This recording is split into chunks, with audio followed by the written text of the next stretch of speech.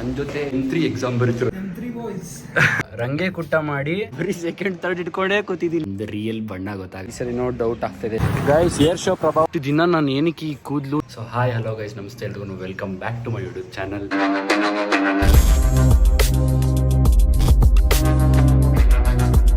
Guys ಇವತ್ತು ಗೊತ್ತಿರಂಗೆ ಇವತ್ತು ನನಗೆ M3 ಎಕ್ಸಾಮ್ ಇದೆ, ಸೊ ಅದಕ್ಕೆ ಹೋಗ್ತಾ ಇದ್ದೀನಿ. ಪರವಾಗಿಲ್ಲ ಗೈಸ್, ಇವತ್ತು M3 ಒಂದು ಆಲ್ಮೋಸ್ಟ್ ಒಂದು 3 ಯೂನಿಟ್ಸು ಕವರ್ ಮಾಡಿದ್ದೀನಿ.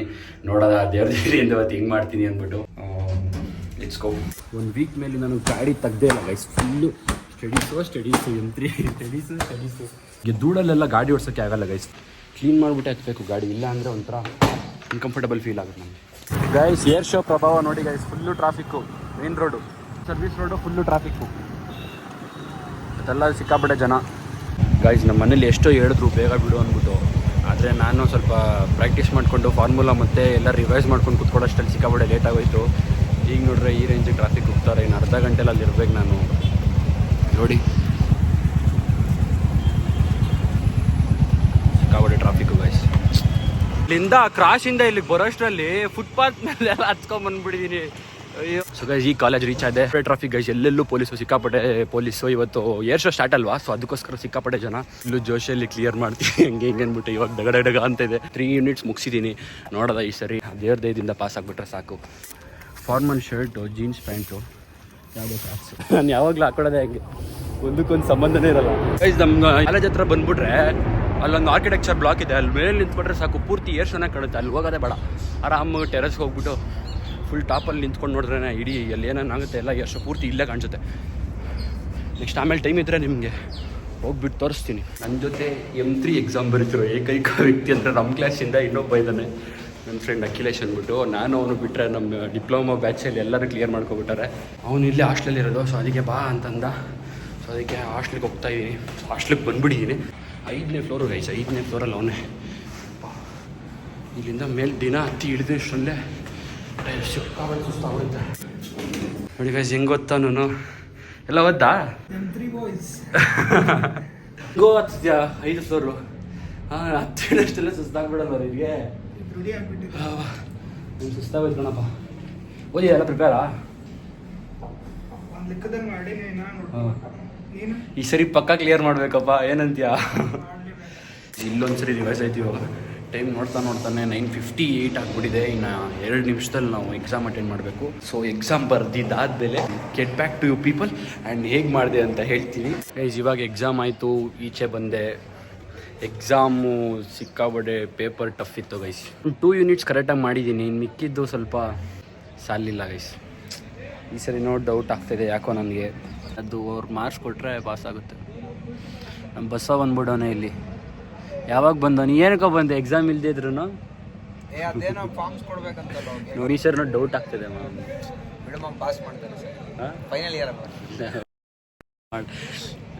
ಏನು ಮಾಡ್ತಾರೆ ಮ್ಯಾಮ್. 5th ಯೂನಿಟ್ ಪೂರ್ತಿ ಬಿಟ್ಟೇ ಬಿಟ್ಟಿದ್ದೀನಿ. 4 year series 5th unit attend ಮಾಡೋಣ, ಸ್ವಲ್ಪ ಬರೆಯೋಣ ಅಂತ ಅನ್ಕೊಂಡ. 5th ಯೂನಿಟ್ ಅಟೆಂಡೇ ಮಾಡಿಲ್ಲ ನಾನು. ಇನ್ನೂ ರಂಗೆ ಕುಟ್ಟ ಮಾಡ್ಕೊಂಡು ಕೂತಿದ್ದೀನಿ 4th ಯೂನಿಟು. 1st ಯೂನಿಟಲ್ಲಿ ಲಾಸ್ಟ್ ½ an hour ಅಂತವ್ರೆ. 1st ಯೂನಿಟ್ ಮುಟ್ಟಿಲ್ಲ, 5th ಯೂನಿಟ್ ಮುಟ್ಟಿಲ್ಲ, ಇನ್ನು ಬರೀ ಸೆಕೆಂಡ್ ಥರ್ಡ್ ಇಟ್ಕೊಂಡೇ ಕೂತಿದ್ದೀನಿ. ಫುಲ್ ಟೈಮ್ ಅದಕ್ಕೆ ವೇಸ್ಟ್ ಮಾಡಿದ್ದೀನಿ. ಎಷ್ಟೆಷ್ಟು ಮಾರ್ಕ್ಸ್ ಇತ್ತು? 20 ಮಾರ್ಕ್ಸ್ ಪೇಪರ್ ಕೊಡ್ತೀನಿ ತಡಿ. ಫಸ್ಟು ನಾನು ಇದಕ್ಕೆ ಹೋದ, ಸ್ಟಾರ್ಟಿಂಗೆ ಇದಕ್ಕೆ ಹೋದೆ. ಯಾವುದು ಇದಕ್ಕೆ ಇದು ಮಾಡಿಬಿಟ್ಟೆ. ಇದು ಮಾಡಾದ್ಮೇಲೆ ಇದು ಮಾಡಿದೆ, ಇದು ಗೊತ್ತಿಲ್ಲ, ಥರ್ಡ್ ಒಂದು ಬಿಟ್ಬಿಟ್ಟೆ. ಇದು 2ರಲ್ಲೇ 1.5 ಗಂಟೆ ಅಲ್ಲೇ ಟೈಮ್ ವೇಸ್ಟ್ ಮಾಡಿದೆ. ಇದು ಬಿಟ್ಟು ಇಲ್ಲಿಗೆ ಬಂದೆ, ಮಾಡಿದೆ ರಂಗೆ ಕುಟ್ಟ ಮಾಡಿ. ಮತ್ತು ಸೆಕೆಂಡ್ ಒಂದು ಗೊತ್ತಿಲ್ಲ, 8 ಮಾರ್ಕ್ಸ್ದು. ಇದು ಗೊತ್ತು, ಮಿಲ್ನೆಸ್ಸು. ಇದು ಮಾಡಿದೆ. ಇದು 2 ಮಾಡೋಷ್ಟರಲ್ಲಿ 1.5 ಗಂಟೆ 2 ಗಂಟೆ ಮಾಡಿಲ್ಲ. ಈ ಕಡೆ ಯಾವುದೂ ಅಟೆಂಡ್ ಮಾಡಿಲ್ಲ. ಕೊಂಡೆ ಇದು ಸ್ವಲ್ಪ ಕಲ್ತಿದ್ದೆ ಅಂದ್ಬಿಟ್ಟು ಆರ್ಥೋಗರ್ನಲ್ಲಿ ಮಾಡಿದೆ. ಆರ್ಥೋನರ್ಮಲ್ ಬರ್ತಾನೆ ಇಲ್ಲ ವ್ಯಾಲ್ಯೂಸು. ಇದೆಲ್ಲ ಅರ್ಧಂಬರ್ಧ ಮಾಡಿದೆ. 12 ಮಾರ್ಕ್ಸ್ ಇದು. ಇದರಲ್ಲೊಂದು ಅರ್ಧ ಮಾರ್ಕ್ಸ್ ಕೊಟ್ಟರೆ ಕೊಡ್ಬೋದಷ್ಟೇ. ಫುಲ್ಲು ಟೈಮೇ ಆಗೋಯ್ತು. ಅದಾದಮೇಲೆ ಲಾಸ್ಟಲ್ಲಿ ಇದು ಎತ್ಕೊಂಡೆ, ಇದು ಅರ್ಧಂಬರ್ಧ ಮಾಡಿದೆ, ಮುಗೀತು. ನೋಡ್ರ ಅಷ್ಟು ಮಾಡಿದ್ದೀನಿ ಅಷ್ಟೇ. ಅಷ್ಟು ಮಾಡಿರೋದ್ರಲ್ಲಿ ಇವಾಗ ಎಲ್ಲದಕ್ಕೂ ಫುಲ್ ಮಾರ್ಕ್ಸ್ ಕೊಟ್ಟರೆ ಬಚಾವಾದೆ, ಪಾಸ್ ಆದೆ. ಇಲ್ಲ ಅಂದರೆ ಮತ್ತೆ ನೆಕ್ಸ್ಟ್ ಇಯರ್ ಫುಲ್ಲು ಶಪತ್ತಾಗಿ ಅದೇ. ಬಟ್ ಏನು ಮಾಡೋದು ಗೈಸ್, ಇಷ್ಟೆಲ್ಲ ಮಾಡಿದ್ದೀನಿ. ಇನ್ನೊಂದು 5th ಯೂನಿಟಲ್ಲಿ ಇನ್ನೊಂದು ಕ್ವಶನ್ನು ಅಥವಾ ಏನಾದರೂ ಅಟೆಂಡ್ ಮಾಡಿಬಿಟ್ಟಿದ್ರೆ ಚೆನ್ನಾಗಿರೋದು ಮ್ಯಾಮ್. ಅಷ್ಟೆಲ್ಲ ಮಾಡಿ ಒಂದು 10 ಡೇಸಿಂದ ಎಫರ್ಟ್ ಹಾಕ್ಬಿಟ್ಟು ಪಾಸ್ ಆದರೆ ಲಕ್ ಅಷ್ಟೇ. ಪಾಸ್ ಆದರೆ ಏನೋ ಪಾಪ ಎಲ್ಲ ಕರೆಕ್ಟಾಗಿ ಮಾಡೋನೆ, ಎಫರ್ಟ್ ಹಾಕೋನೆ, ಸ್ವಲ್ಪ ಕಷ್ಟಪಟ್ಟಿದ್ದಾನೆ ಅಂತ ಕೊಟ್ಟರೆ ಮಾರ್ಕ್ಸು ಪಾಸ್ ಆಗ್ತೀನಿ. ಇಲ್ಲ ಅಂದರೆ ಮಿಕ್ಸರಿ ಮತ್ತೆ ಗಾಯ್ಸ್ M3 ಅಂದ್ಕೊಂಡು ಮತ್ತೆ ನೆಕ್ಸ್ಟ್ ಇಯರು ಕುಗ್ಬಾರ್ದು ಅಷ್ಟೇ. ಫೇಲ್ ಆದ್ರೂ ಮತ್ತೆ ಇನ್ನೊಂದಾಗುತ್ತೆ ಲೈಫಲ್ಲಿ. ಹೋಪ್ ಅವರು ಪಾಸ್ ಮಾಡ್ತಾರೆ ಅಂತ ಕ್ಯಾಲ್ಕುಲೇಷನ್ ಎಲ್ಲ ಮಾಡಿದೆ. ಕ್ಯಾಲ್ಕುಲೇಟ್ ಎಲ್ಲ ಮಾಡಿದ್ದಕ್ಕೆ 32 ಮಾರ್ಕ್ಸ್ ಬಂತು. ಅದರಲ್ಲಿ ನಮಗೆ ಕಟ್ ಆಫ್ ಮಾಡ್ತಾರೆ. 32 ಕಟ್ ಆಫ್ ಆಫ್ ಮಾಡಿದಾಗ ಆಫ್ ಎಷ್ಟು 16 ಬಿಡುತ್ತೆ ಅಷ್ಟೇ. ಸೊ 50ಗೆ ಮಿನಿಮಮ್ 18 ಇದ್ದರೆ ಪಾಸು. ಏನೋ ಅಲ್ಲಿ ಇಲ್ಲಿ ಸ್ವಲ್ಪ ಎಕ್ಸ್ಟ್ರಾ ಮಾರ್ಕ್ಸ್ ಹಾಕಿದ್ರೆ ಪಾಸ್ ಆಗ್ತೀನಿ, ಇಲ್ಲ ಅಂದರೆ ದೇವ್ರ ಮೇಲೆ ಬಿಟ್ಟಿದ್ದು. ಹೋಪ್ ಫಾರ್ ಬೆಸ್ಟ್, ಒಳ್ಳೇದಾಗುತ್ತೆ ಅಂತ ಪಾಸಿಟಿವ್ ಆಗಿರೋಣ, ಪಾಸಿಟಿವ್ ಮಾರ್ಕ್ಸ್ ಎಕ್ಸ್ಪೆಕ್ಟ್ ಮಾಡೋಣ.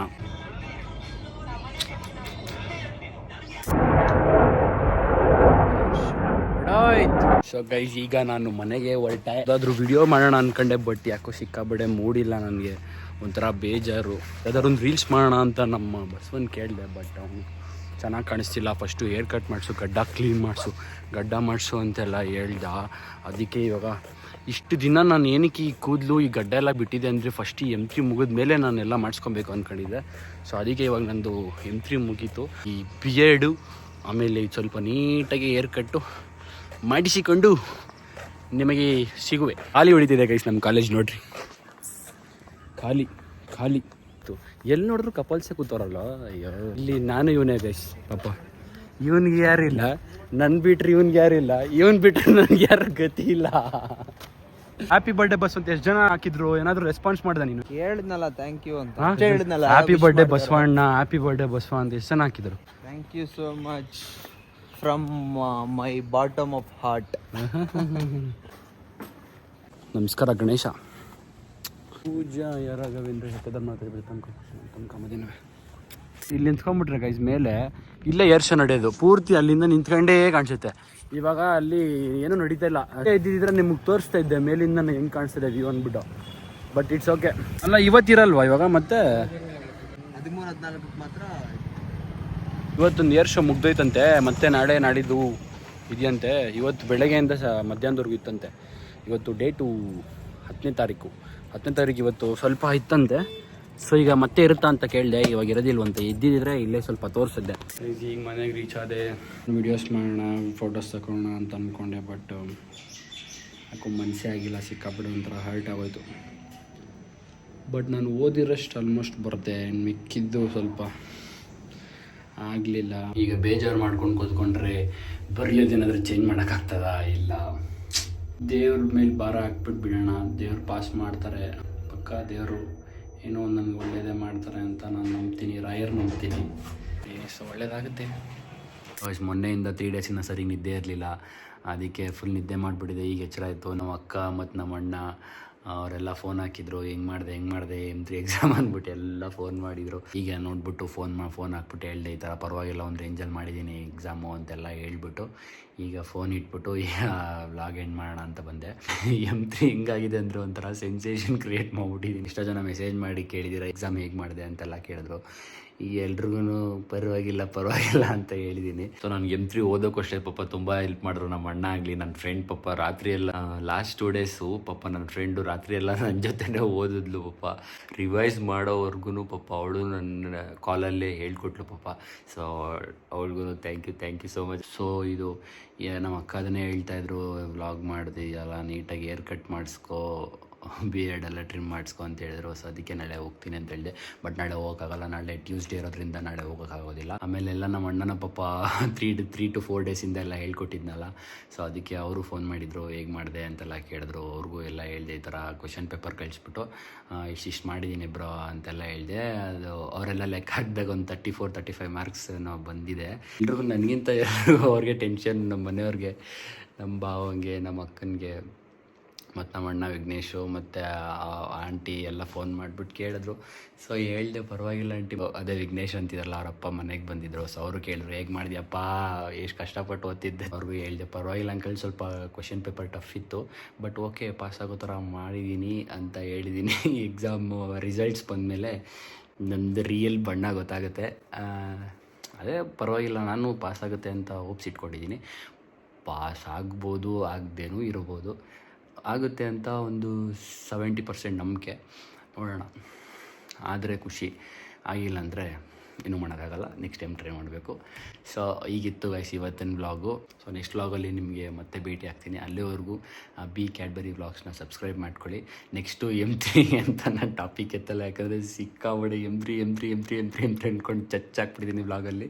ಅದಕ್ಕೆ M3 ಬಗ್ಗೆ ನೆಕ್ಸ್ಟು ಯಾವ ವ್ಲಾಗಲ್ಲೂ ಮಾತಾಡಲ್ಲ. ಗೈಸ್ ಇಲ್ಲಿಗೆ ಈ ವ್ಲಾಗ್ನ ಎಂಡ್ ಮಾಡ್ತಾಯಿದ್ದೀನಿ. ಹೋಪ್ ನಿಮ್ಗೆ ವಿಡಿಯೋ ಇಷ್ಟ ಆಯಿತು ಅಂತ ಅಂದ್ಕೊತೀನಿ. ಇಷ್ಟ ಆದರೆ ದಯವಿಟ್ಟು ಲೈಕ್ ಮಾಡಿ, ಕಮೆಂಟ್ ಮಾಡಿ. ಬಿ ಕ್ಯಾಡ್ಬರಿ ವ್ಲಾಗ್ನ ಸಬ್ಸ್ಕ್ರೈಬ್ ಮಾತ್ರ ಮಾಡೋದು ಮರಿಬೇಡಿ. Thanks for watching. Meet you in next vlog. Signing off. Bye.